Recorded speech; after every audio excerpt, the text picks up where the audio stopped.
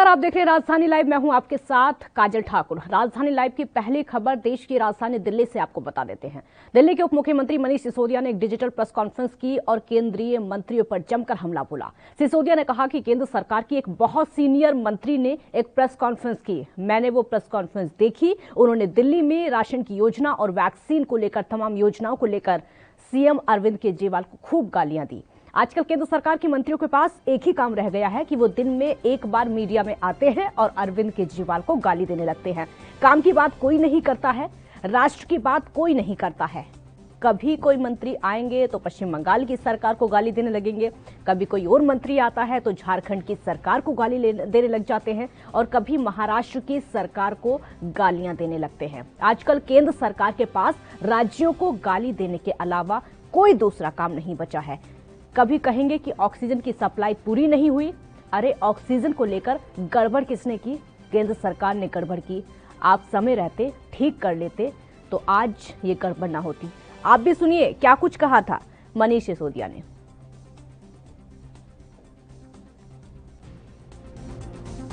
केंद्र सरकार के एक बहुत सीनियर मंत्री जी ने अभी एक प्रेस कॉन्फ्रेंस की। मैंने भी वो प्रेस कॉन्फ्रेंस देखी। उन्होंने दिल्ली में राशन की योजना को लेकर, ऑक्सीजन को लेकर, वैक्सीन को लेकर, तमाम चीजों को लेकर अरविंद केजरीवाल जी को खूब गाली गलौज की अभी प्रेस कॉन्फ्रेंस में। आजकल केंद्र सरकार के मंत्रियों के पास केवल एक काम रह गया है। वो दिन में एक समय मीडिया पे आते हैं कि अरविंद केजरीवाल जी को गाली गलौज देने लगते हैं। काम की बात कोई नहीं करते, राष्ट्र के निर्माण की कोई बात नहीं करते, देश के लोगों की बात नहीं करते। बस अरविंद केजरीवाल जी को गाली गुफ्तार करने के लिए केंद्र सरकार के मंत्री जी, केंद्र सरकार के लोग, भारतीय जनता पार्टी के लोग मीडिया में आते हैं। एक ही काम रह गया उन लोगों के पास में कि बस सुबह से शाम तक केवल और केवल राजनीतिक विरोधी जो पार्टियां हैं उनको गाली गुफ्तार करते रहो, उनकी सरकार को।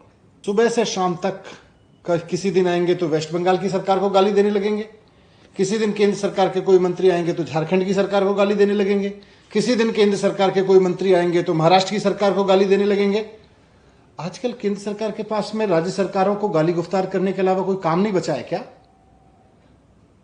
जब देखो आप आते हो टीवी पे बैठते हो और किसी एक राज्य सरकार के खिलाफ मुंह खोल के गालियां देने लगते हो। और कोई काम नहीं है क्या? और कोई काम कर ही नहीं रही केंद्र सरकार क्या आजकल? मैं देख रहा था वो, और ये सारे प्रेस कॉन्फ्रेंस में रोज यही करते हैं। भारतीय जनता पार्टी के नेता आएंगे वो भी यही गाली गुफ्तार में उसी भाषा का इस्तेमाल करेंगे। केंद्रीय मंत्री आएंगे वो भी उसी तरह की गाली गुफ्तार का इस्तेमाल करेंगे।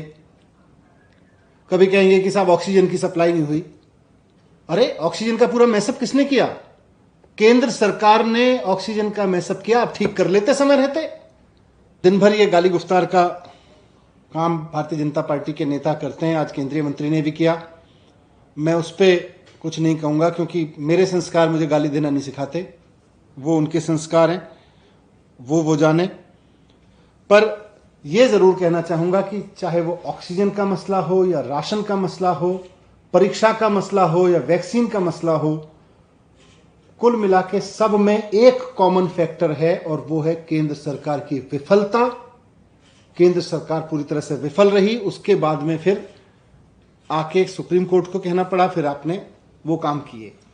अब राशन पे भी ले लीजिए। राशन पे अरविंद केजरीवाल जी ने सिर्फ एक चीज कही कि भाई अगर पिज्जा फोन करने पे लोगों के घर आ सकता है, अगर 21वीं सदी में पिज्जा की, फ्रिज की, कपड़ों की, खाने की डिलीवरी घर पे हो सकती है तो गरीब आदमी के राशन की डिलीवरी घर पे क्यों नहीं हो सकती? तो सिसोदिया ने केंद्र सरकार पर जुबानी हमला बोला। उन्होंने साफ तौर पर कहा है कि अगर पिज्जा की होम डिलीवरी हो सकती है, कपड़ों की होम डिलीवरी हो सकती है, तो फिर राशन की होम डिलीवरी क्यों नहीं हो सकती? क्यों दिल्ली सरकार की होम डिलीवरी वाली राशन योजना पर केंद्र सरकार ने रोक लगाई? आपको ये बता दें कि राशन योजना को लेकर दिल्ली में बहुत बवाल मचा था क्योंकि केंद्रीय की सरकार पर लगातार आरोप लगता रहा है। केजरीवाल सरकार का कहना है कि हमने राशन की योजना शुरू की, हम उसकी होम डिलीवरी करवाना चाहते थे ताकि लोगों को घर बैठे राशन मिल सके, ताकि लोगों को घर बैठे साफ सुथरा राशन भी मिल सके। लेकिन केंद्र सरकार ऐसा नहीं चाहती है। केंद्र सरकार ने ये नहीं होने दिया क्योंकि केंद्र की जो सरकार है वो राशन माफियाओं के साथ है, ये कहना है दिल्ली की सरकार का। और अब एक बार फिर से मनीष सिसोदिया ने प्रेस कॉन्फ्रेंस करके यही बात कही है। इसके अलावा केंद्र के मंत्रियों पर भी निशाना साध दिया है कि केंद्रीय मंत्री जितने भी हैं आजकल उनके पास कोई और काम नहीं है, सिर्फ और सिर्फ राज्य सरकारों को गालियां देते हैं, सिर्फ और सिर्फ राज्य की जो सरकारें हैं उन पर ठीकरा फोड़ते हैं और अपनी कमियों को छुपाते हैं। ठीकरा फोड़ने के मामले में चाहे वो महाराष्ट्र की सरकार हो या फिर झारखंड की सरकार हो या फिर बंगाल की सरकार हो, केंद्र सरकार को मतलब होता है सिर्फ ठीकरा फोड़ने से, गालियां देने से। आपको ये भी बता दें कि अब से नहीं बल्कि कोरोना काल से, चाहे वो ऑक्सीजन की बात हो या फिर वैक्सीन की बात हो, दिल्ली सरकार और केंद्र सरकार के बीच में पूरी तरीके से ठनी हुई है ऑक्सीजन सप्लाई को लेकर। एक छोटे से ब्रेक के लिए आप रुकेंगे, जल्द हाजिर होंगे।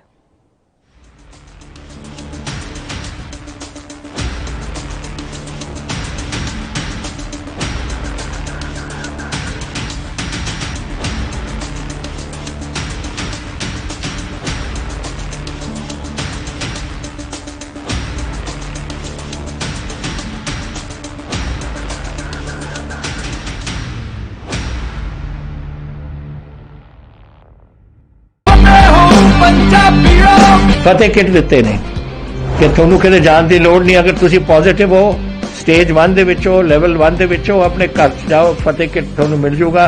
ਬਿਮਾਰੀ ਦਾ ਕੀ ਦਵਾਈ ਲੈਣੀ ਹੈ, कैसे ਲੈਣੀ ਹੈ, ਸਾਰਾ ਕਾਗਜ਼ ਵਿੱਚ ਹੈ। ਕੋਈ ਬੰਦਾ ਆਊਗਾ ਜਿਹੜਾ ਤੁਹਾਨੂੰ ਦੇਊਗਾ ਔਰ ਉਹ ਸਮਝਾਊਗਾ ਵੀ ਤੁਹਾਨੂੰ, ਉਹ ਤੁਸੀਂ ਲਓ। ਫਤਿਹ ਹੋ ਪੰਜਾਬੀਓ, ਫਤਿਹ ਹੋਊਗੀ। कम ब्रेक।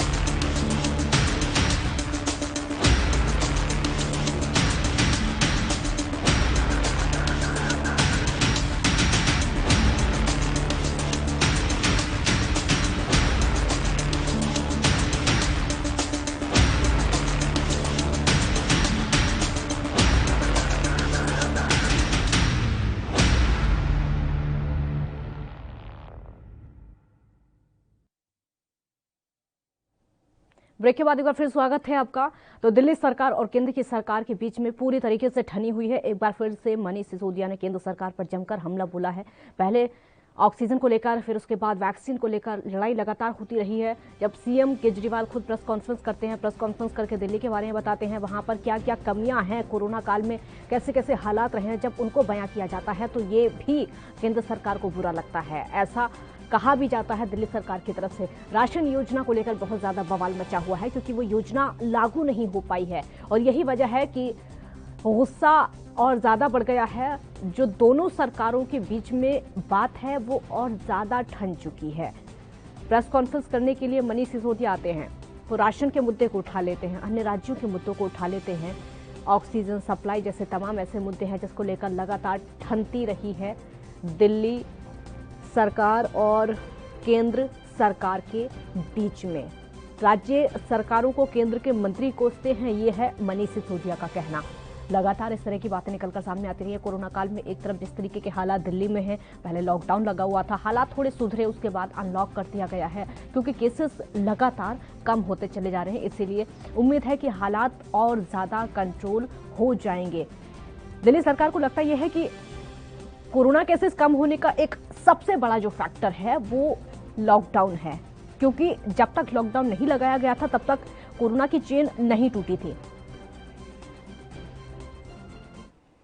राजीव तिवारी संवाददाता दिल्ली से इस समय हमारे साथ लाइव जुड़ चुके हैं। राजीव, मनीष सिसोदिया एक बार फिर से केंद्र की सरकार पर ठीकरा फोड़ते हुए कहेंगे या फिर निशाना साधते हुए उनको कह सकते हैं, कई ऐसे मुद्दे थे जो कि प्रेस कॉन्फ्रेंस में देखने को मिले मनीष सिसोदिया की, चाहे वो राशन का मुद्दा हो या फिर अन्य राज्यों को गाली देने का मुद्दा हो।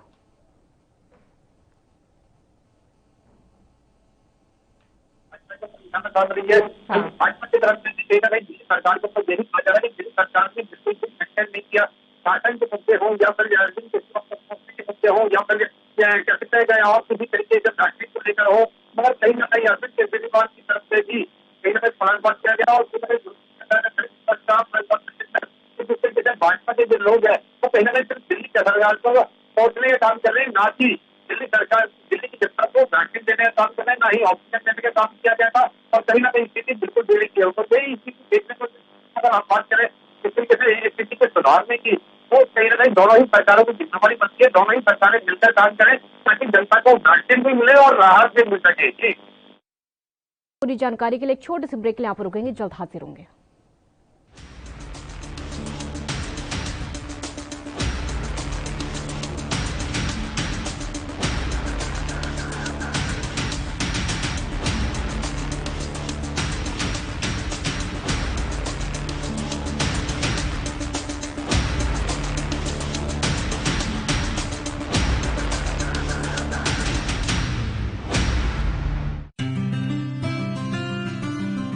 ਜ਼ਿਲ੍ਹਾ ਹੁਸ਼ਿਆਰਪੁਰ ਪੰਜਾਬ ਦੇ ਉਹਨਾਂ ਜ਼ਿਲ੍ਹਿਆਂ ਵਿੱਚ ਸ਼ਾਮਿਲ ਹੈ ਜਿੱਥੇ ਕੋਰੋਨਾ ਦੇ ਖਿਲਾਫ ਜੰਗ ਵਿੱਚ ਸਭ ਨੇ ਇਕਮੁੱਠਤਾ ਦਿਖਾਈ ਹੈ। ਨਤੀਜਾ ਇਹ ਨਿਕਲਿਆ ਕਿ ਜ਼ਿਲ੍ਹੇ ਦੇ ਕਈ ਪਿੰਡਾਂ ਨੇ ਕੋਰੋਨਾ ਵੈਕਸੀਨੇਸ਼ਨ 100% ਦਾ ਟੀਚਾ ਹਾਸਿਲ ਕਰ ਲਿਆ ਹੈ, ਜੋ ਕਿ ਵਾਕਈ ਕਾਬਿਲੇ ਤਾਰੀਫ ਹੈ। ਦਰਅਸਲ ਪੰਜਾਬ ਦੇ ਮੁੱਖ ਮੰਤਰੀ ਕੈਪਟਨ ਅਮਰਿੰਦਰ ਸਿੰਘ ਨੇ ਟੀਕਾਕਰਨ ਨੂੰ ਲੈ ਕੇ ਇੱਕ ਲਹਿਰ ਦਾ ਆਗਾਜ਼ ਕੀਤਾ ਸੀ। ਮੁੱਖ ਮੰਤਰੀ ਦੇ ਹੁਕਮਾਂ ਅਨੁਸਾਰ ਹੁਸ਼ਿਆਰਪੁਰ ਸਮੇਤ ਪੂਰੇ ਪੰਜਾਬ ਵਿੱਚ ਸ਼ੁਰੂ ਕੀਤੀ ਗਈ ਕੋਰੋਨਾ ਮੁਕਤ ਪਿੰਡ ਮੁਹਿੰਮ ਨੇ ਜ਼ੋਰ ਫੜ ਲਿਆ ਹੈ। ਇਸ ਮੁਹਿੰਮ ਤਹਿਤ ਹਰ ਰੋਜ਼ ਗ੍ਰਾਮ ਪੰਚਾਇਤਾਂ ਵੱਲੋਂ ਟੀਕਾਕਰਨ ਮੁਹਿੰਮ ਨੂੰ ਸਹਿਯੋਗ ਦਿੱਤਾ ਜਾ ਰਿਹਾ ਹੈ। ਇਸ ਮੁਹਿੰਮ ਦੇ ਸ਼ੁਰੂ ਹੋਣ ਤੋਂ ਬਾਅਦ ਪਹਿਲੇ 48 ਘੰਟਿਆਂ ਵਿੱਚ ਹੀ ਜ਼ਿਲ੍ਹੇ ਦੇ 11 ਪਿੰਡਾਂ ਨੇ ਕੋਰੋਨਾ ਵੈਕਸੀਨੇਸ਼ਨ ਦੀ 100% ਦੀ ਪਹਿਲੀ ਡੋਜ਼ ਲਗਵਾ ਲਈ ਸੀ। ਇਨ੍ਹਾਂ ਪਿੰਡਾਂ ਵਿੱਚ ਹਲਕਾ ਚੱਬੇਵਾਲ ਦੇ ਪਿੰਡ ਨਵਾਂ ਜੱਟਪੁਰ, ਪੁੰਗਾ ਤੇ ਪੁੰਜ ਸ਼ਾਮਿਲ ਨੇ, ਜਦਕਿ ਮਕੇਰੀਆਂ ਦੇ ਪਿੰਡ ਨੱਥੂਵਾਲ, ਲਲੋਤਾ, ਉਲਾਹਾ, ਚੱਕੜਿਆਲ, ਪੜੋਲਿਆ ਅਤੇ ਰਾਮਗੜ੍ਹ ਸਿਕਰੀ ਨੇ ਵੀ ਫਤਿਹ ਹਾਸਿਲ ਕੀਤੀ ਹੈ। ਇਸ ਤੋਂ ਇਲਾਵਾ ਗੜਸ਼ੰਕਰ ਦੇ ਪਿੰਡ ਨਾਜ਼ਰਪੁਰ, ਰਾਵਲਪਿੰਡੀ ਨੇ ਵੀ ਕੋਵਿਡ-19 ਦੀ 100% ਦੀ ਡੋਜ਼ ਲਗਵਾ ਲਏ ਨੇ। ਦੂਜੇ ਪਾਸੇ ਡਿਪਟੀ ਕਮਿਸ਼ਨਰ ਅਪਨੀਤ ਰਿਆਤ ਨੇ ਵੀ ਪਿੰਡਾਂ ਦੇ ਸਰਪੰਚਾਂ ਨੂੰ ਇਸ ਉਪਲਬਧੀ ਲਈ ਵਧਾਈ ਦਿੱਤੀ ਹੈ ਤੇ ਹੋਰਨਾਂ ਪਿੰਡਾਂ ਨੂੰ ਵੀ ਆਉਣ ਵਾਲੇ ਦਿਨਾਂ 'ਚ 100% ਟੀਕਾਕਰਨ ਲਈ ਪ੍ਰੇਰਿਤ ਕੀਤਾ ਹੈ। ਉਨ੍ਹਾਂ ਦੱਸਿਆ ਕਿ ਜ਼ਿਲ੍ਹੇ ਵਿੱਚ 3,52,723 ਲੋਕਾਂ ਦਾ ਟੀਕਾਕਰਨ ਹੋ ਚੁੱਕਾ ਹੈ ਤੇ ਰੋਜ਼ਾਨਾ 5,000 ਤੋਂ ਉੱਤੇ ਲੋਕਾਂ ਦਾ ਟੀਕਾਕਰਨ ਹੋ ਰਿਹਾ ਹੈ। ਦਰਅਸਲ ਪੰਜਾਬ ਦੇ ਮੁੱਖ ਮੰਤਰੀ ਕੈਪਟਨ ਅਮਰਿੰਦਰ ਸਿੰਘ ਨੇ ਐਲਾਨ ਕੀਤਾ ਸੀ ਕਿ ਸੂਬੇ ਦੇ ਪਿੰਡਾਂ ਵਿੱਚ 100% ਕੋਰੋਨਾ ਟੀਕਾਕਰਨ ਦੇ ਟੀਚੇ ਨੂੰ ਹਾਸਿਲ ਕਰਨ ਵਾਲੇ ਪਿੰਡ ਨੂੰ 10 ਲੱਖ ਰੁਪਏ ਦੀ ਵਿਸ਼ੇਸ਼ ਗ੍ਰਾਂਟ ਦਿੱਤੀ ਜਾਵੇਗੀ, ਜਿਸ ਦੇ ਨਤੀਜੇ ਵਜੋਂ ਪੰਜਾਬ ਦੇ ਸਾਰੇ ਪਿੰਡਾਂ 'ਚ ਵੈਕਸੀਨੇਸ਼ਨ ਨੇ ਜ਼ੋਰ ਫੜ ਲਿਆ ਹੈ। ਜਿਹੜਾ ਪਿੰਡ 100% ਵੈਕਸੀਨੇਸ਼ਨ ਕਰੂਗਾ ਉਹਨੂੰ ਮੈਂ 10 ਲੱਖ ਦਾ ਗ੍ਰਾਂਟ ਦੇਵਾਂਗਾ।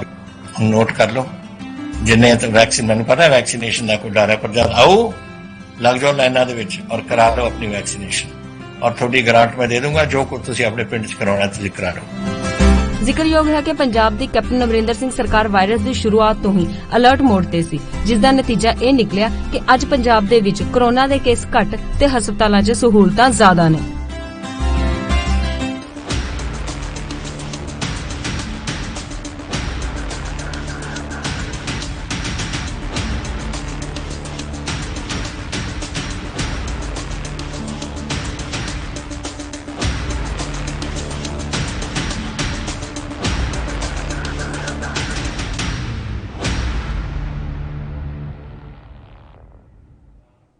ब्रेक के बाद एक बार फिर स्वागत है आपका। पहली बारिश में ही मुंबई बेहाल हो चुकी है, पानी पानी हो चुकी है। भारी बारिश के बाद सड़कों पर पानी भर चुका है और ट्रेनों के पहिए भी थम चुके हैं। इसी बीच में मुंबई में हाई टाइड को लेकर चेतावनी जारी कर दी गई है। मौसम विभाग के मुताबिक बारिश के 4 महीने में 18 दिन खतरे भरे हैं। इन 18 दिनों में हाई टाइड के दौरान समुद्र में लहरों की ऊंचाई तकरीबन 5 मीटर तक रहेगी। अगर हाई टाइड के वक्त बारिश हुई तो मुंबईकरों को भारी परेशानियों का सामना करना पड़ सकता है। मानसून के 4 महीने में मुंबईकरों के लिए 18 दिन जोखिम भरे रहेंगे। इनमें 6 दिन तो सिर्फ जून महीने में ही हैं, जबकि 12 दिन में से जुलाई में 5 दिन, अगस्त में 5 और सितंबर में 2 दिन हैं। हाई टाइड के दौरान बीएमसी पंपिंग स्टेशन के फ्लड गेट बंद कर देती है और इस दौरान बारिश जोरदार हुई तो मुंबई की सड़कों पर जमा होने वाले पानी की निकासी नहीं हो पाएगी, जिससे मुंबई में बाढ़ जैसी स्थिति पैदा हो जाती है। भारतीय मौसम विभाग से मिली ताजा जानकारी के मुताबिक 11 से 14 जून को मुंबई शहर और उपनगरों के कुछ हिस्सों में ज्यादा बारिश की संभावना है और इस मौके पर बीएमसी के आपातकालीन प्रबंधन विभाग ने नागरिकों से बीएमसी क्षेत्र में संबंध तटों और तटीय क्षेत्रों में जाने से बचने की अपील की है। साथ ही इस संबंध में प्रक्रिया के अनुसार कार्रवाई की गई।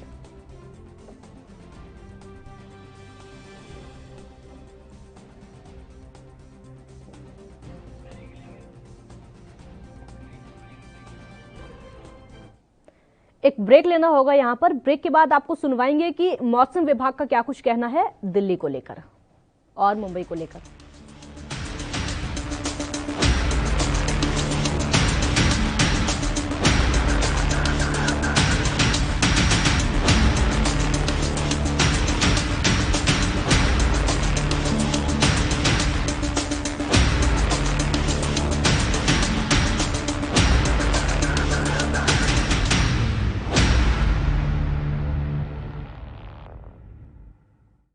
कोरोना वायरस ਨੂੰ ਅਸੀਂ ਤਾਂ ਹੀ ਹਰਾ ਸਕਦੇ ਹਾਂ ਜੇਕਰ ਅਸੀਂ ਆਪਣੇ ਵੱਧ ਤੋਂ ਵੱਧ ਟੈਸਟ ਕਰਵਾਵਾਂਗੇ ਤੇ ਵੈਕਸੀਨੇਸ਼ਨ ਲਗਵਾਵਾਂਗੇ।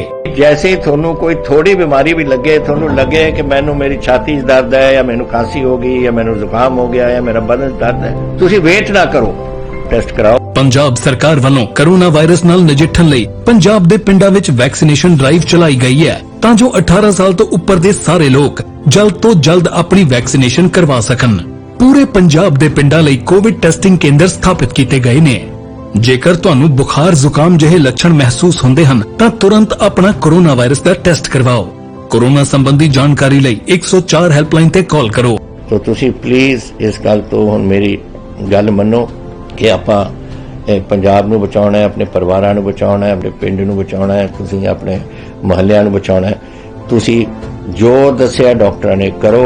ਹਿਦਾਇਤਾਂ ਦੀ ਪਾਲਣਾ ਕਰਕੇ ਆਓ ਮਿਲ ਕੇ ਕਰੀਏ ਕੋਰੋਨਾ ਤੇ ਫਤਿਹ। ਇਹੀ ਹੈ ਸਾਡਾ ਮਿਸ਼ਨ ਫਤਿਹ।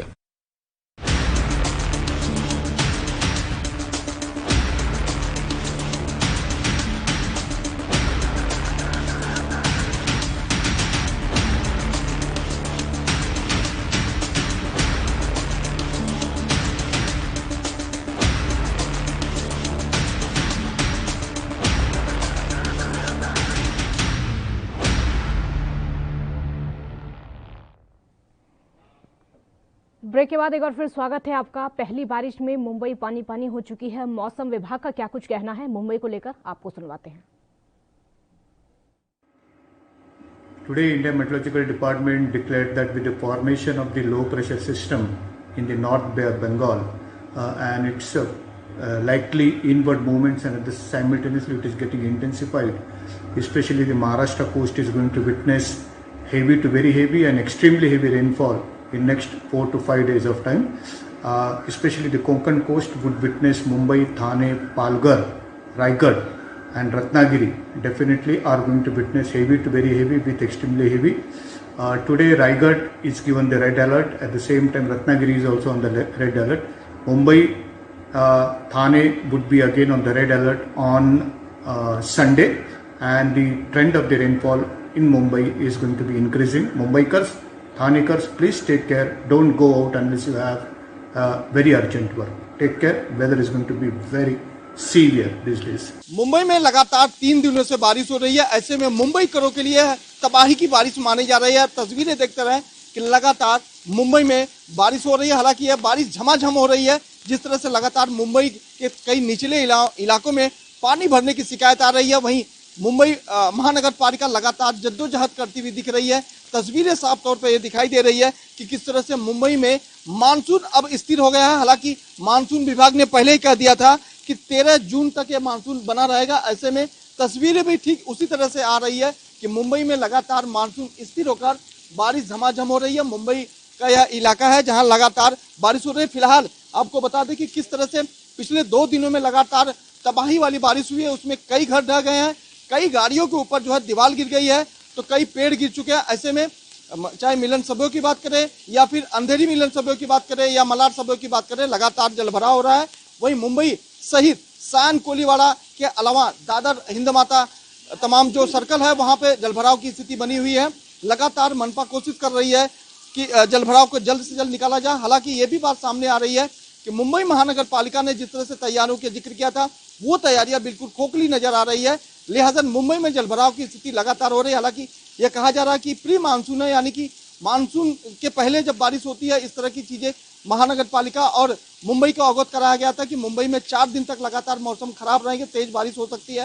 हालांकि महाराष्ट्र सरकार ने महाराष्ट्र के कोंकण जिलों में जो है एनडीआरएफ की 5 टीमें तैनात की है, जबकि मुंबई में पूरी तरह से अलर्ट जारी किया गया है। हालांकि मुंबई में ऑरेंज अलर्ट जारी किया गया है, जबकि महाराष्ट्र में रेड अलर्ट जारी किया है। दोनों तस्वीरें आपके सामने हैं कि लगातार मुंबई में बारिश हो रही है, किस तरह से मुंबई कर बेहाल होते हुए नजर आ रहे हैं। कैमरा पर्सन विनय सिंह के साथ मैं सत्य प्रकाश सोनी, NB न्यूज, मुंबई। तो मुंबई में बारिश की वजह से लोगों का बुरा हाल है। एक ब्रेक ले, यहाँ पर रुकेंगे, जल्द हाजिर होंगे।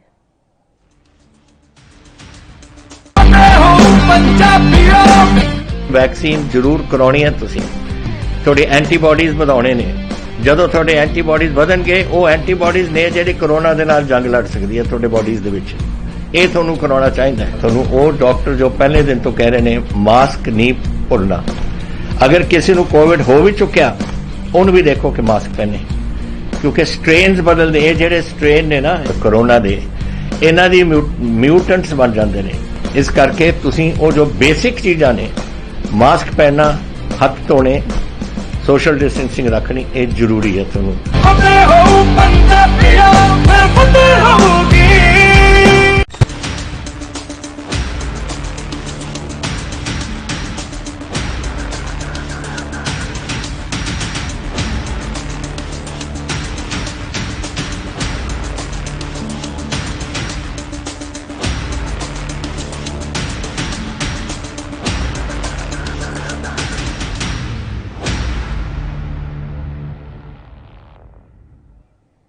ब्रेक के बाद एक बार फिर स्वागत है आपका। सत्य प्रकाश सोनी संवाददाता मुंबई से इस समय हमारे साथ लाइव जुड़ चुके हैं। सत्य प्रकाश, ये कोई पहली बार नहीं है जब मुंबई की सड़कों पर पानी भरा हुआ है। लगभग हर बार ऐसी देखने को मिलता है। सिर्फ पहली बारिश में नहीं, बाद में भी जब बारिश होती है तो इसी तरीके से पानी भरता है। कहाँ चूक रह जाती है?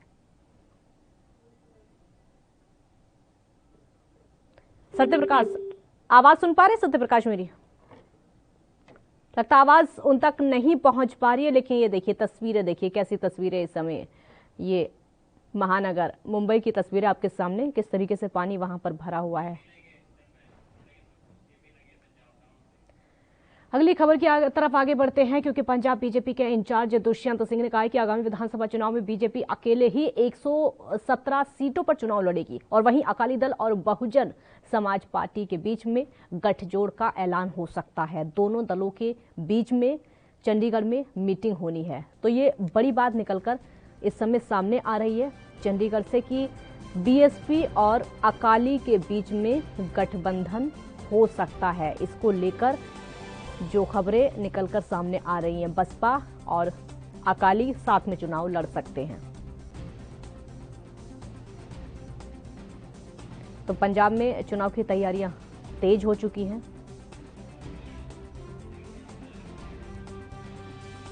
जगतार भुल्लर सहयोगी इस समय हमारे साथ फोन लाइन पर ज्यादा जानकारी के लिए जुड़ चुके हैं। जगतार जी, बड़ी खबर है ये तो कि अकाली और बीएसपी साथ में चुनाव लड़ सकते हैं, गठबंधन इनका हो सकता है।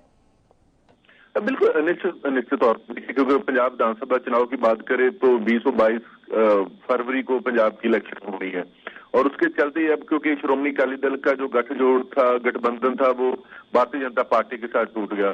और ये श्रोमणी अकाली और बसपा में एक नई बात नहीं है। 1996 में जब लोकसभा चुनाव हुआ था तब भी श्रोमणी अकाली दल और बहुजन समाज पार्टी का गठजोड़ हुआ था। तब उन्होंने 13 लोकसभा सीटें पंजाब में, 13 में से 12 सीटें जो गठबंधन ने जीती थी, जिसमें 3 सीटें बसपा लड़ी थी और 10 पे श्रोमणी अकाली दल। और बसपा के जो फाउंडर है, जिन्होंने बहुजन समाज पार्टी को एक जन्म दिया था, बाबू कांशीराम, वो भी तब गठबंधन के माध्यम से होशियारपुर सीट से चुनाव जीते थे। तो 25 साल बाद फिर माना जा रहा है कि श्रोमणी अकाली दल और बहुजन समाज पार्टी का अलायंस हो रहा है। तो आज पहले श्रोमणी अकाली दल की सुबह 10 बजे मीटिंग की और उसके बाद दोनों पार्टियों के जो वरिष्ठ नेता है उनके भी बातचीत, और जो बहुजन समाज पार्टी के महासचिव है वो भी चंडीगढ़ में पहुंच चुके हैं और श्रोमणी अकाली दल की लीडरशिप भी। तो निश्चित तौर पे आने वाले विधानसभा में इस गठबंधन को, गठजोड़ को काफी फायदा मिलने की उम्मीद है, क्योंकि पंजाब में बहुजन समाज पार्टी का भी काफी आधार है और जो पंजाब में दलित वोट बैंक है वो 35% के करीब है। तो निश्चित उसी को ध्यान में रखते हुए एक बार फिर श्रोमणी अकाली दल और बहुजन समाज पार्टी का 25 साल बाद गठजोड़ होने वाला है।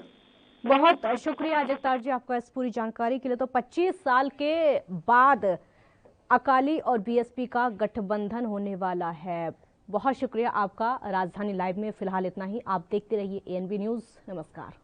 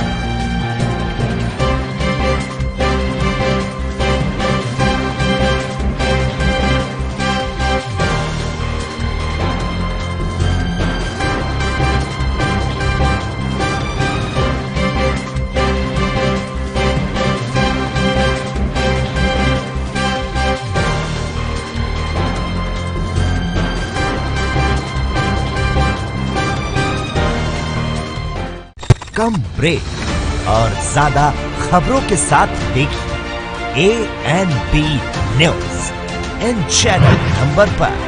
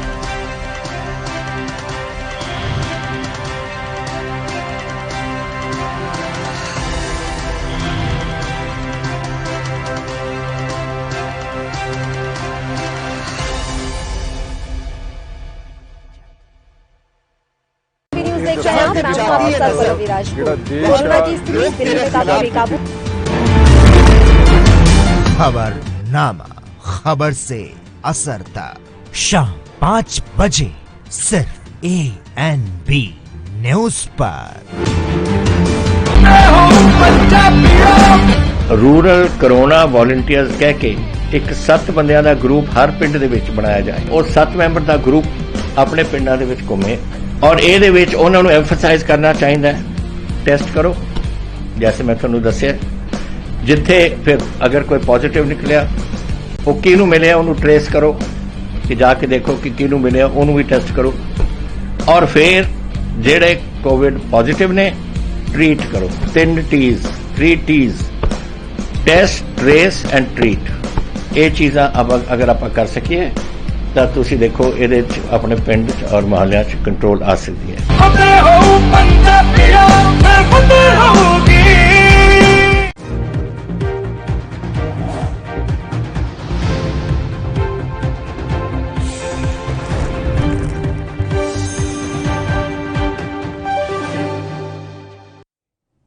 नमस्कार, आप देख रहे हैं एनबी न्यूज। मैं हूं आपके साथ काजल ठाकुर। देश में अनलॉक के बाद अचानक से मौत के आंकड़ों में उछाल आने लगा है और यही वजह है कि लगातार चिंता भी बढ़ने लगी है। कई सवाल ऐसे हैं जो कि इस समय खड़े हो रहे हैं मौत के आंकड़ों को लेकर, और सवाल ये है कि आखिरकार मौत के आंकड़े इतनी जल्दी बढ़ क्यों रहे हैं?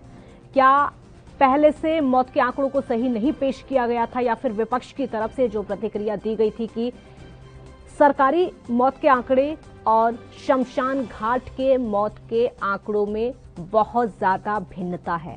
और सवाल तो ये भी है कि क्या राज्य सरकारों ने मौत के आंकड़ों को छुपाया था? कई ऐसे सवाल हैं जो कि इस समय खड़े होते हैं राज्यों पर भी और केंद्र पर भी, क्योंकि अचानक से मौत के आंकड़े बढ़ना अनलॉक के बाद बहुत बड़ा चिंता का विषय है। बिहार में इस समय हालात ऐसे हो गए हैं कि अचानक से जब मौत के आंकड़े बढ़े तो सरकार पर ही सवाल खड़े हो गए हैं कि आखिरकार अब तक क्या था? क्या सही आंकड़ों को पेश नहीं किया जा रहा था, या फिर सही आंकड़े अधिकारियों ने मैच नहीं किए थे, या फिर राज्य सरकार इन आंकड़ों को छुपा रही थी? ये कई सवाल ऐसे हैं जो कि बिहार की सरकार पर खड़े होते हैं, लेकिन अन्य राज्य भी ऐसे हैं जहां पर सवाल इस समय खड़े होते हैं।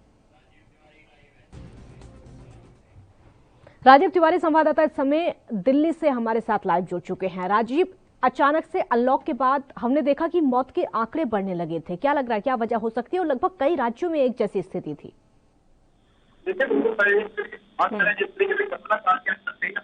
आंकड़े जब मौसम के थे वो पहले बड़े थे, उसके बाद होता है जब सरकारों की तरफ, केंद्र सरकार की तरफ ये भी आंकड़े आरोप लगाए गए थे कि राज्य सरकारों ने आंकड़े छुपाने की कोशिश की है, और वही स्थिति आप देखिए किस तरीके से फॉलोअप किया जाए और उसके बाद जिस तरीके से मौत के आंकड़े बढ़ रहे होते आप कहीं न कहीं आंकड़ों के अच्छा पेश जरूर किया जाता, क्योंकि शमशान घाट के आंकड़े थे जिनका रिकॉर्ड किया जाता है, आंकड़े को नोट कर रहे थे, सरकार आंकड़े चेक कर रही थी, वो रिकॉर्ड को नोट कर रहा था, कहीं न कहीं आंकड़ों के अंदर जरूर किया गया है। जी, मौत के आंकड़े एकदम से बढ़ना, और सवाल ये भी थे कि क्या राज्य सरकारों ने इन आंकड़ों को छुपाया था, क्योंकि विपक्ष बार बार कहता रहा है इस बात को कि जो सरकारी आंकड़े हैं और शमशान घाट के रजिस्टर के आंकड़े हैं उसमें बहुत ज्यादा भिन्नता है। देखिए बिल्कुल सही कहा आपने, यहाँ पर सरकार के ऊपर सवाल बनता है और कहीं ना कहीं सरकार सवाल देना जवाब नहीं देना चाहिए। आपको की बात करें दिल्ली सरकार हो या आंकड़े छपाए गए और कहीं ना कहीं जो शमशान घाट के आंकड़े रजिस्टर के अंदर रिकॉर्ड किए जाते हैं, जिनकी भी डेड बॉडी चलाई जाती है रिकॉर्ड होते हैं, मगर राज्य सरकारों ने आंकड़े छुपाने की कोशिश की और सरकार सही रखेंगे छुपाने के साथ साथ कहीं ना कहीं जनता के साथ पेश नहीं किया गया। अगर छुपाई जाते के साथ और कहीं ना कहीं राज्य सरकार सवालिया निशान से खड़ा होता है। हम देख रहे हैं देश की राजधानी दिल्ली की अगर बात कर ले तो यहाँ पर भी स्थिति लगभग एक जैसी, क्योंकि राज्य सरकार पर कई सवाल यहाँ पर भी खड़े होते हैं। चाहे ऑक्सीजन की बात हो, ऑक्सीजन को लेकर सारा ठीक रहा, केंद्र पर फोड़ दिया गया था। उसके बाद वैक्सीन की बात आती है, वैक्सीन को लेकर लगातार कहा जा रहा था कि वैक्सीन खत्म हो चुकी है, लेकिन अभी तक वैक्सीनेशन वहां पर हो रहा है। सबसे बड़ा सवाल तो दिल्ली की सरकार पर भी खड़ा होता है। और अब देखिए मनीष सिसोदिया आते हैं, वो फिर से केंद्र सरकार पर सवाल खड़े कर देते हैं। जवाब आपसे लूंगी, एक छोटे से ब्रेक के लिए यहाँ पर रुकना होगा, जल्द हाजिर होते हैं।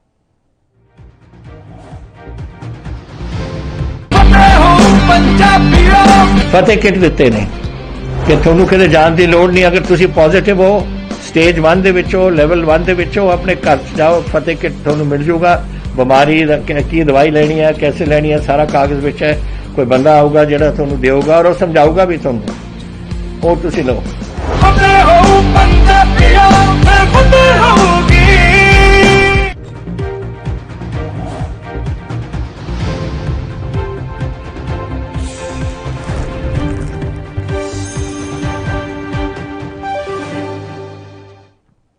ब्रेक के बाद एक बार फिर स्वागत है आपका।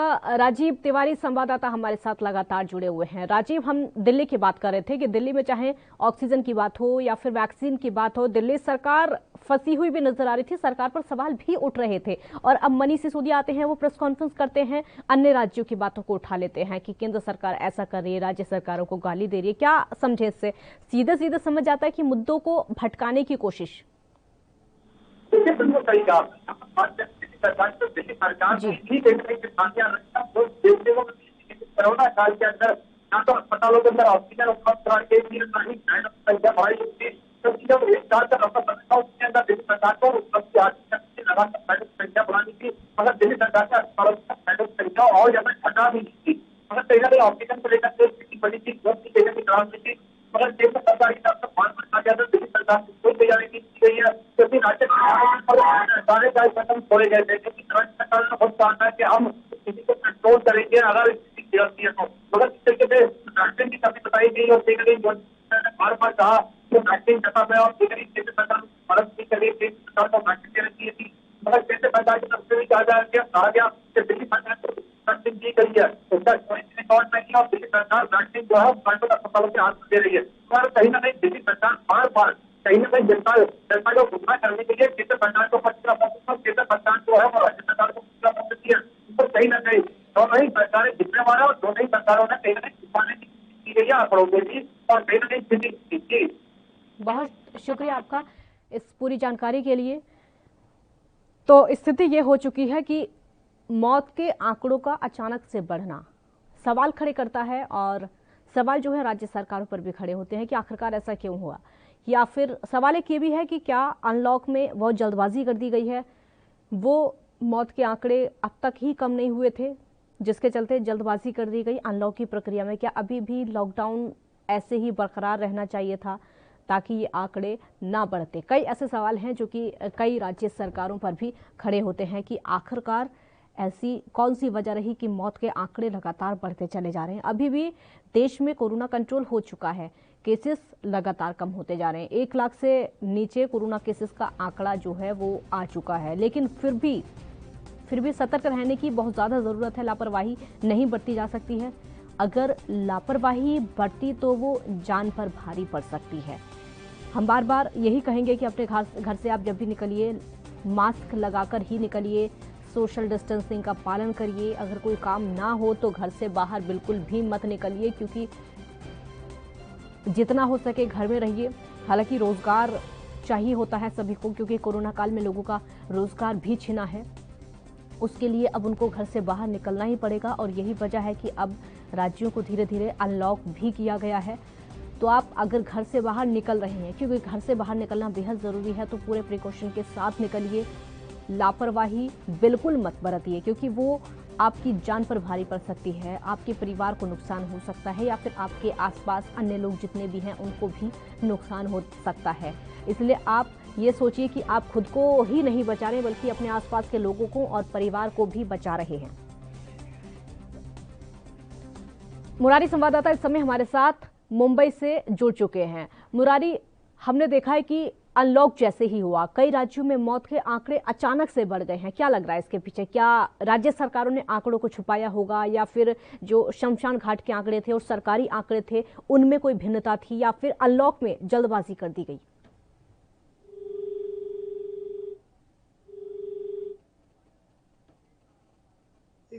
लेकिन जिस तरीके से आंकड़े बढ़े हैं ये कहना गलत नहीं होगा कि हालात एक बार फिर बिगड़ रहे हैं। 24 घंटे में 11,700 से ज्यादा पॉजिटिव केस महाराष्ट्र में पाए गए हैं, जबकि देश की आर्थिक राजधानी मुंबई में 721 पॉजिटिव केस पाए गए हैं। 24 लोगों की कोरोना संक्रमण के चलते मुंबई में मौत हुई है, जबकि महाराष्ट्र में 24 घंटे में 400 लोगों की मौत हुई है। तो मरने का जो आंकड़ा है, अगर शमशान भूमि से बात करें या फिर बृहन मुंबई महानगर पालिका के, तो जो आंकड़े हैं इनमें फर्क जरूर है। देखना होगा कि इन स्थितियों को, इन हालातों को सुधारने के लिए अब उद्धव सरकार किस तरीके की कदम उठाती है। जी काजल, अगर महाराष्ट्र की बात कर ले तो वहां पर भी धीरे धीरे जो है पाबंदियों को कम किया जा रहा है। कैसी स्थिति इस समय वहां पर चल रही है और अभी कौन कौन सी पाबंदियां हैं जो कि लगी हुई हैं? काजल, देखिए, अगर पाबंदियों की बात करें तो मुंबई के अंदर दुकानें हैं वो खुली रहेंगी। अगर थिएटर की बात करें, मॉल की बात करें, रेस्टोरेंट की, तो इनमें भी अभी कई जगहों पर पाबंदी लगी गई है। जिन जगहों पर 5% से कम कोरोना संक्रमण के मरीज पाए गए हैं उन जिलों में थोड़ी रियायत बरती गई है, लेकिन जिन इलाकों में अभी कोरोना संक्रमण के 20% मामले पाए जा रहे हैं वहां पर सख्ती उसी प्रकार से बढ़ती जा रही है। लेकिन एक कहना गलत नहीं होगा काजल कि पिछले 2-4 दिनों में उद्धव सरकार ने जो थोड़ी सी ढील दी है उसे लेकर के अब लापरवाही बरतना शुरू हो गई है, और उसी का खामियाजा है कि 24 घंटे में 24 लोगों की मौत मुंबई में, जबकि 400 से ज्यादा लोगों की मौत महाराष्ट्र में हुई है। काजल, वैक्सीनेशन की स्पीड इस समय महाराष्ट्र में कैसी है? क्योंकि कई अभियान चलाए जा रहे हैं, चाहे वो सेंटर पर जाकर वैक्सीन लगवाना हो या फिर घर घर वैक्सीनेट करना हो। काजल, देखिए, वैक्सीनेशन को लेकर उद्धव सरकार और महाराष्ट्र सरकार में स्वास्थ्य मंत्री राजेश टोपे पहले से ही उन स्वास्थ्य विभाग अधिकारियों के साथ प्रतिदिन चर्चाएं कर रहे हैं। जिस वैक्सीनेशन सेंटर पर जो होल्ड है उस पर जिस तरीके की चीजें वहां देखी गई हैं, वहां पर सबसे बड़ी बात यह है कि वैक्सीन को लेकर पहले लड़ाई हो रही थी, लेकिन अब परिस्थितियां बहुत सुधर चुकी हैं। ऑक्सीजन को लेकर बहुत ज़्यादा परिस्थितियां सुधर चुकी हैं। आप मुंबई में इस समय मौजूद हैं, वहाँ की जो ग्राउंड की परिस्थिति है वो आप देखते होंगे, उसको लेकर आपसे जवाब लूंगी। एक छोटे से ब्रेक के लिए यहाँ पर रुकना होगा।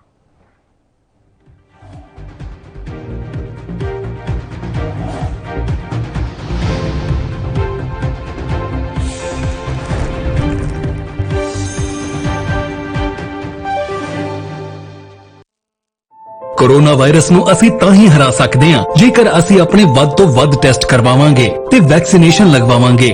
जैसे थोनू कोई थोड़ी बीमारी भी लगे, थोनू लगे कि मैनू मेरी छाती च दर्द है या मैनू खांसी हो गई या मैनू जुकाम हो गया या मेरा बदन दर्द है, तुसी वेट ना करो, टेस्ट कराओ। पंजाब सरकार ਵੱਲੋਂ कोरोना वायरस ਨਾਲ ਨਜਿੱਠਣ ਲਈ ਪੰਜਾਬ ਦੇ ਪਿੰਡਾਂ ਵਿੱਚ ਵੈਕਸੀਨੇਸ਼ਨ ਡਰਾਈਵ ਚਲਾਈ ਗਈ ਹੈ ਤਾਂ ਜੋ 18 ਸਾਲ ਤੋਂ ਉੱਪਰ ਦੇ ਸਾਰੇ ਲੋਕ ਜਲਦ ਤੋਂ ਜਲਦ ਆਪਣੀ ਵੈਕਸੀਨੇਸ਼ਨ ਕਰਵਾ ਸਕਣ। ਪੂਰੇ ਪੰਜਾਬ ਦੇ ਪਿੰਡਾਂ ਲਈ ਕੋਵਿਡ ਟੈਸਟਿੰਗ ਕੇਂਦਰ ਸਥਾਪਿਤ ਕੀਤੇ ਗਏ ਨੇ। ਜੇਕਰ ਤੁਹਾਨੂੰ ਬੁਖਾਰ ਜ਼ੁਕਾਮ ਜਿਹੇ ਲੱਛਣ ਮਹਿਸੂਸ ਹੁੰਦੇ ਹਨ ਤਾਂ ਤੁਰੰਤ ਆਪਣਾ ਕੋਰੋਨਾ ਵਾਇਰਸ ਦਾ ਟੈਸਟ ਕਰਵਾਓ। ਕੋਰੋਨਾ ਸੰਬੰਧੀ ਜਾਣਕਾਰੀ ਲਈ 104 ਹੈਲਪਲਾਈਨ ਤੇ ਕਾਲ ਕਰੋ। तो तुसी प्लीज इस गल तो हुण मेरी गल मनो कि आपां पंजाब नूं बचाउणा है, अपने परिवारां नूं बचाउणा है, अपने पिंड नूं बचाउणा है, तुसी अपने महल्लिਆਂ नूं बचाउणा है। तुसी जो दस्सिया डॉक्टरां ने करो। हिदायतां दी पालना करके आओ मिल के करिए कोरोना ते फतेह। यही है साडा मिशन फतेह।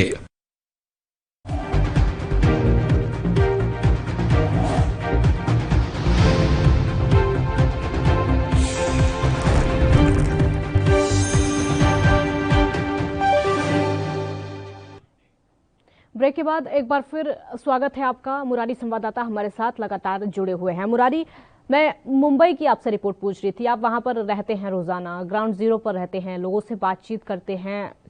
क्या लोगों का वहां पर कहना है, कैसे रिएक्शंस उनके होते हैं कि क्या अब किन परिस्थितियों में मुंबई पहुंच चुकी है, किन परिस्थितियों में पूरा प्रदेश पहुंच चुका है? क्या पूरे प्रदेश को अनलॉक किया जा सकता है बिना किसी पाबंदी के? मुरारी, आवाज सुन पा रही मेरी?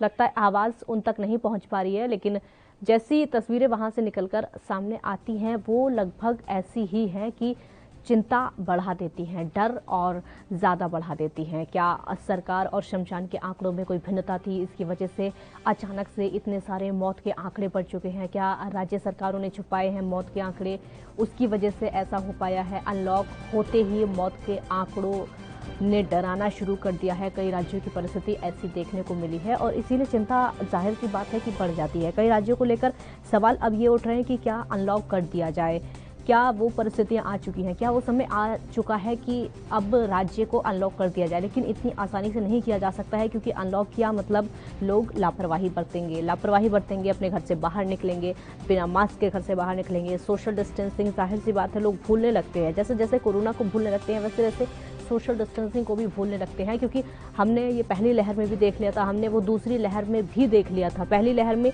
जितना ज़्यादा डर लोगों को था उतना डर दूसरी लहर में बिल्कुल भी नहीं था, और यही वजह थी कि खौफ नहीं था लोगों में, इसीलिए लगातार जो केसेस थे कोरोना के वो बढ़ते गए थे।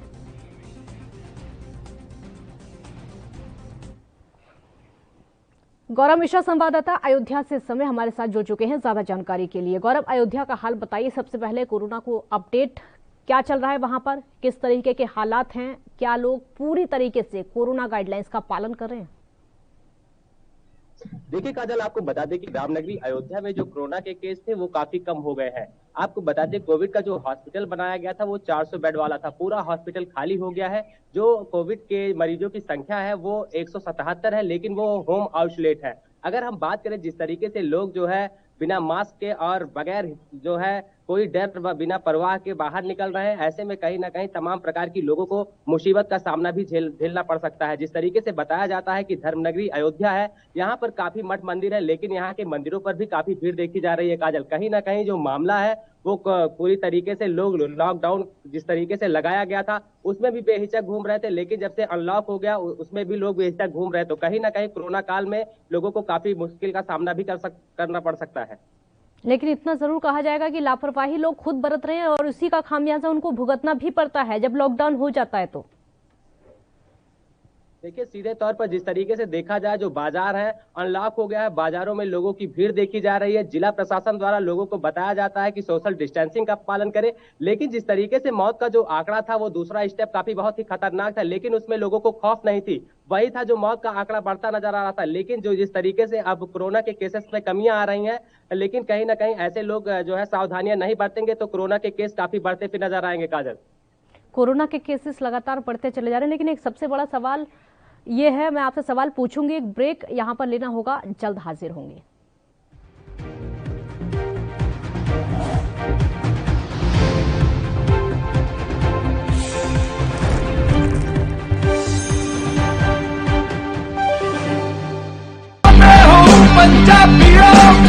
ਵੈਕਸੀਨ ਜ਼ਰੂਰ ਕਰਾਉਣੀ ਹੈ ਤੁਸੀਂ। ਤੁਹਾਡੇ ਐਂਟੀਬਾਡੀਜ਼ ਵਧਾਉਣੇ ਨੇ। ਜਦੋਂ ਤੁਹਾਡੇ ਐਂਟੀਬਾਡੀਜ਼ ਵਧਣਗੇ, ਉਹ ਐਂਟੀਬਾਡੀਜ਼ ਨੇ ਜਿਹੜੀ ਕਰੋਨਾ ਦੇ ਨਾਲ ਜੰਗ ਲੜ ਸਕਦੀ ਹੈ ਤੁਹਾਡੇ ਬਾਡੀਜ਼ ਦੇ ਵਿੱਚ। ਇਹ ਤੁਹਾਨੂੰ ਕਰਾਉਣਾ ਚਾਹੀਦਾ ਹੈ। ਤੁਹਾਨੂੰ ਉਹ ਡਾਕਟਰ ਜੋ ਪਹਿਲੇ ਦਿਨ ਤੋਂ ਕਹਿ ਰਹੇ ਨੇ ਮਾਸਕ ਨਹੀਂ ਭੁੱਲਣਾ। ਅਗਰ ਕਿਸੇ ਨੂੰ ਕੋਵਿਡ ਹੋ ਵੀ ਚੁੱਕਿਆ, ਉਹਨੂੰ ਵੀ ਦੇਖੋ ਕਿ ਮਾਸਕ ਪਹਿਨੇ, ਕਿਉਂਕਿ ਸਟ੍ਰੇਨਸ ਬਦਲਦੇ। ਇਹ ਜਿਹੜੇ ਸਟ੍ਰੇਨ ਨੇ ਨਾ ਕਰੋਨਾ ਦੇ, ਇਹਨਾਂ ਦੀ ਮਿਊਟੈਂਟਸ ਬਣ ਜਾਂਦੇ ਨੇ। ਇਸ ਕਰਕੇ ਤੁਸੀਂ ਉਹ ਜੋ ਬੇਸਿਕ ਚੀਜ਼ਾਂ ਨੇ, ਮਾਸਕ ਪਹਿਨਣਾ, ਹੱਥ ਧੋਣੇ, सोशल डिस्टेंसिंग रखनी, ये जरूरी है। ਤੁਹਾਨੂੰ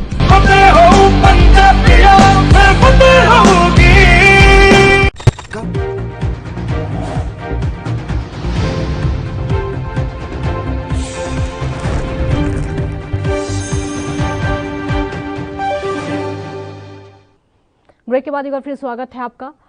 तो मौत के आंकड़े अचानक से बढ़ जाना चिंता का विषय सरकार के लिए भी है और स्वास्थ्य विभाग के लिए भी है, और सवाल उठते हैं राज्य की सरकारों पर। गौरव, सवाल अब यह है कि जिस तरीके से अनलॉक की प्रक्रिया हुई है, पहले लॉकडाउन था, उसके बाद अनलॉक हो जाता है, हमने देखा कि कई राज्यों में, बिहार समेत कई राज्यों में अचानक से मौत के आंकड़े बढ़ जाते हैं। क्या लग रही है उसकी वजह? अचानक से अनलॉक कर देना या फिर पहले आंकड़ों को छुपाया गया?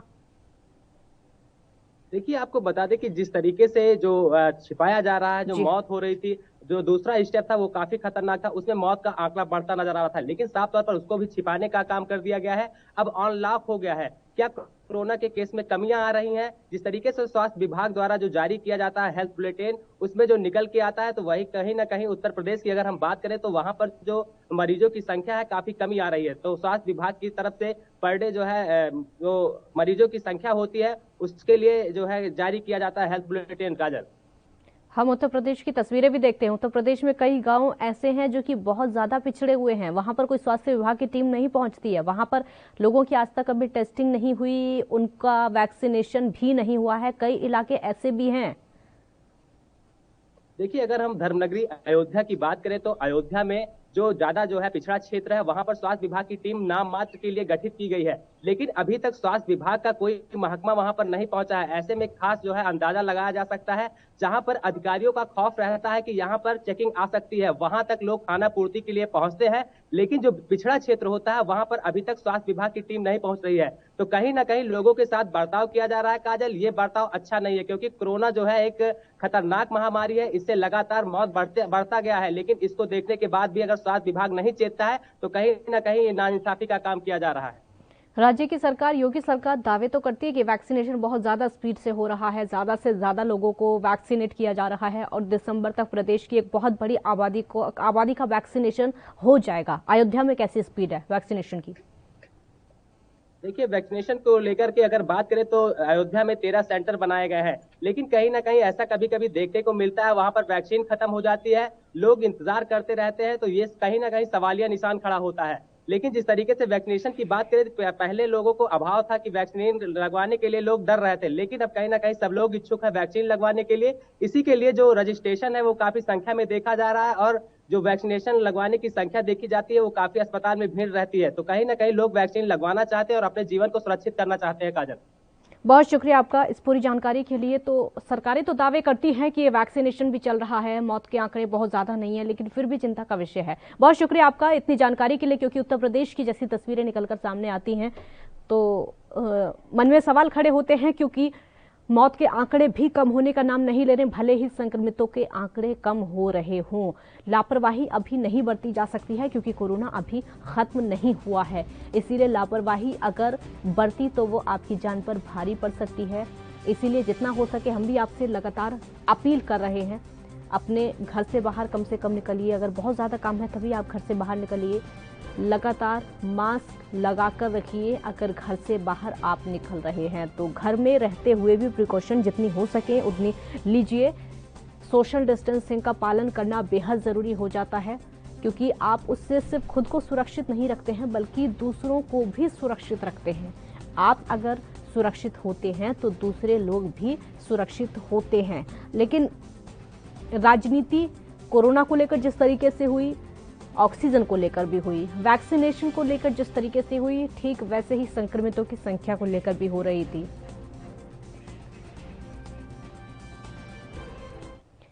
गणेश तिवारी संवाददाता इंदौर से इस समय हमारे साथ ज्यादा जानकारी के लिए जुड़ चुके हैं। गणेश, अचानक से मौत के आंकड़े बढ़ जाना, अनलॉक की प्रक्रिया शुरू होते क्या लग रहा है राज्य सरकारों पर, क्योंकि सवाल बहुत बड़ा है, कहां पर लापरवाही रह गई? कई राज्यों का ये मामला है, बिहार समेत। गणेश, मेरी आवाज सुन पा रहे हैं आप? लगता है आवाज उन तक नहीं पहुंच पा रही है, लेकिन जैसे हालात इस समय हो चुके हैं, बहुत ज्यादा चिंता का विषय तो है। राज्य सरकारों पर सवाल उठते हैं, चाहे वो किसी भी राज्य की बात हो। सिर्फ हम बिहार की बात नहीं कर रहे हैं, सिर्फ हम उत्तर प्रदेश की बात नहीं कर रहे हैं, क्योंकि आंकड़ों को लेकर पहले से ही सवाल उठाए जाते रहे, विपक्ष की तरफ से सवाल उठाए जाते रहे हैं। राहुल गांधी, सोनिया गांधी ट्वीट करके लगातार अपनी बातों को रखते हैं कि ऐसा क्यों हो रहा है, क्यों मौत के आंकड़ों को छुपाया जा रहा है। विपक्ष की तरफ से लगातार कहा जाता है, लेकिन कोई रिएक्शन सरकार की तरफ से नहीं आता है। फिर बात वही हो जाती है कि विपक्ष की सुनी नहीं जाती है, लोकतंत्र खत्म हो चुका है। जब विपक्ष की तरफ से कहा यह जाता है कि लोकतंत्र खत्म हो चुका है, तो सत्ता पक्ष की तरफ से जवाब सिर्फ यही होता है कि आप बार बार लोकतंत्र को खत्म करते हैं, आप बार बार लोकतंत्र को मार देते हैं, लेकिन सुनी नहीं जाती है, तो इसीलिए कहा जाता है। एक ब्रेक का वक्त यहाँ पर हो गया, जल्द हाजिर होंगे।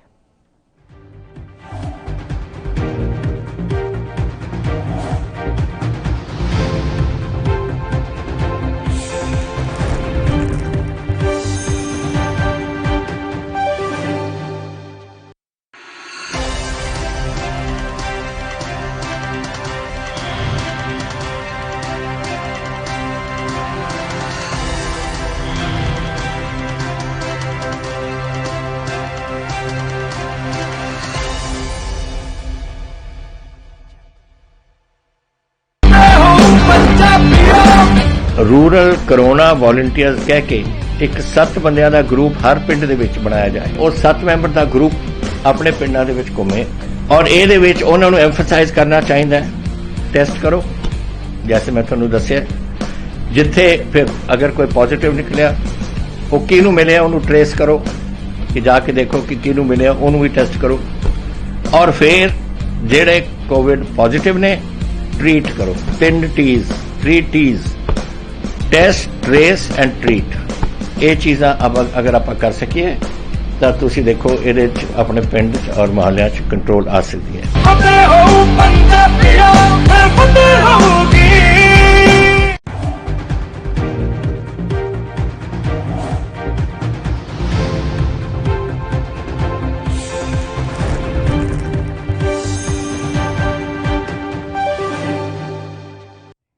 ब्रेक के बाद एक बार फिर स्वागत है आपका। गणेश तिवारी संवाददाता हमारे साथ लगातार इंदौर से इस समय जुड़े हुए हैं। गणेश, मौत के आंकड़े लगातार बढ़ते चले जा रहे हैं अनलॉक की प्रक्रिया के बाद। हम चाहे बिहार की बात कर लें या फिर अन्य राज्यों की बात कर लें, सवाल फिर भी वही खड़ा होता है जो विपक्ष की तरफ से बार बार कहा जा रहा था कि मौत के आंकड़ों को छुपाया जा रहा है।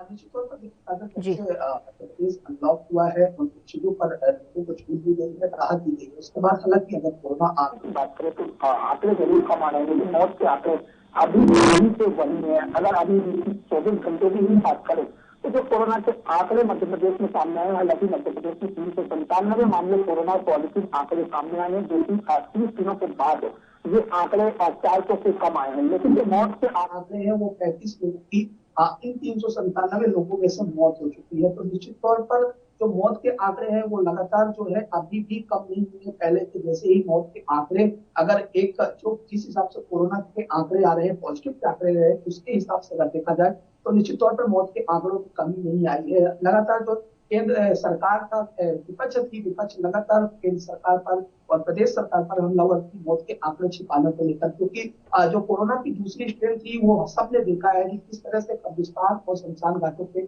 लंबी लंबी लाइनें लगी थी और लाशों को जलाने और दफनाने के लिए लोगों को बिल्कुल इंतजार करना पड़ता। जी तो निश्चित बिल्कुल, बहुत शुक्रिया आपका इस पूरी जानकारी के लिए। तो मौत के आंकड़ों का अचानक से बढ़ जाना चिंता का विषय है, क्योंकि कोरोना अभी खत्म नहीं हुआ है, इसलिए लापरवाही नहीं बरतनी है। बहुत शुक्रिया आपका, देखते रहिए ANB न्यूज। नमस्कार।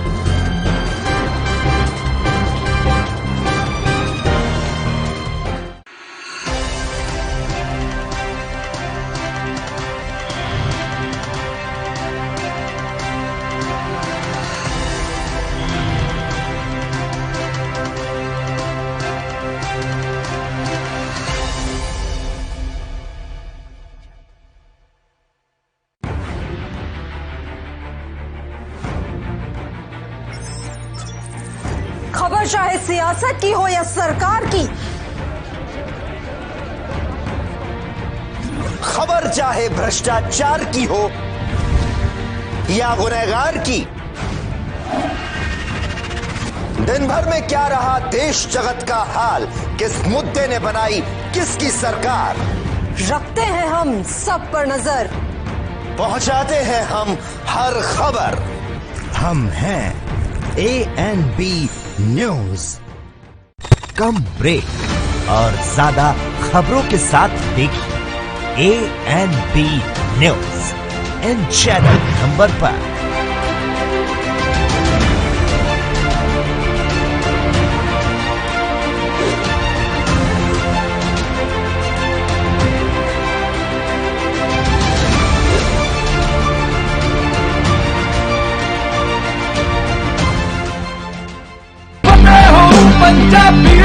ਫਤਿਹ ਕਿਟ ਦਿੱਤੇ ਨੇ ਕਿ ਤੁਹਾਨੂੰ ਕਿਤੇ ਜਾਣ ਦੀ ਲੋੜ ਨਹੀਂ। ਅਗਰ ਤੁਸੀਂ ਪੋਜ਼ਿਟਿਵ ਹੋ, ਸਟੇਜ 1 ਦੇ ਵਿੱਚ ਹੋ, ਲੈਵਲ 1 ਦੇ ਵਿੱਚ ਹੋ, ਆਪਣੇ ਘਰ 'ਚ ਜਾਓ, ਫਤਿਹ ਕਿਟ ਤੁਹਾਨੂੰ ਮਿਲ ਜੂਗਾ। ਬਿਮਾਰੀ ਦਾ ਕੀ ਦਵਾਈ ਲੈਣੀ ਹੈ, कैसे ਲੈਣੀ ਹੈ, ਸਾਰਾ ਕਾਗਜ਼ ਵਿੱਚ ਹੈ। ਕੋਈ ਬੰਦਾ ਆਊਗਾ ਜਿਹੜਾ ਤੁਹਾਨੂੰ ਦੇਊਗਾ ਔਰ ਉਹ ਸਮਝਾਊਗਾ ਵੀ ਤੁਹਾਨੂੰ, ਉਹ ਤੁਸੀਂ ਲਓ। ਫਤਿਹ ਹੋ ਪੰਜਾਬੀਓ, ਫਤਿਹ ਹੋਊਗੀ।